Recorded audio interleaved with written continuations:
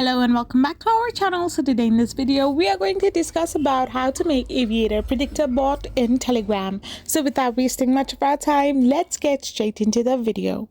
But first of all, as we started, you must know that predictable or predictor bots are mostly fake. So if you're just trying to stimulate or build a fun bot, then simply open your Google web browser or any other web browser and type in Aviator Predictor bot Telegram. Then simply tap on the Aviator Predictor bot that is on the top right hand side or on the top of the list of Telegram. So once you do this, you will end up in the Telegram page where you can create an Aviator bot.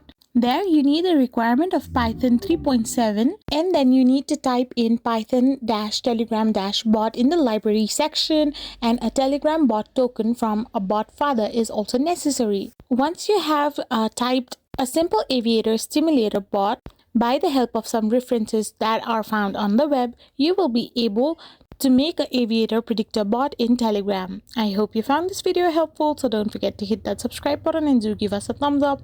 We will be back again with more informative videos. Thank you for watching.